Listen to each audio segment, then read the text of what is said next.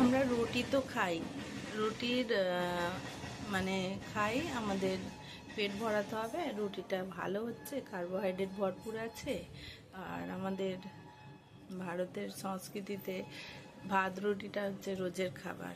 তো আমাদের রুটির গুণটাকে বাড়িয়ে তোলার জন্য আমরা যখন যদি 1 কিলো আটা গমের আটা আমরা মাখতে থাকি, ওর মধ্যে আমরা 200 গ্রাম চানার আটা মেশাবো, ছোলার আটা যেটা বেসন বলে থাকি, ওইতে 1 চিমটি হিং আর জোয়ান একটু মেশাবো আর 1 চামচ ঘি দিয়ে যখন আমরা আটাটাকে মাখছি, তো ওর যদি রুটি আমরা বানিয়ে খাই, তাহলে রুটির যে পৌষ্টিক গুণ আমাদের সগুণও বাড়িয়ে তোলে।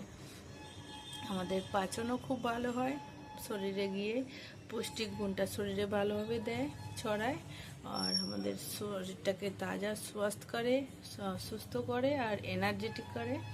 আর কি হচ্ছে, আমাদের কারোর যদি গ্লুকোড অ্যালার্জি হয়ে থাকে, গ্লুকোন অ্যালার্জি যদি হয়ে থাকে, সেটা ঠিক হয়ে যায়। অ্যালার্জির মানে একটা ওষুধের মতো কাজ করে। তো আমরা রুটিটা নর্মাল আর শুধু আটা মিশিয়ে খাই, কিন্তু এগুলো আমরা যদি মিশ্রণ করে খাই, আমাদের শরীরে অনেক গুণ বাড়িয়ে তোলে গিয়ে পুষ্টিক গুণটা। তো আমরা নর্মালের থেকে চেষ্টা করব 1 কিলো আটার মাপে আমি বললাম।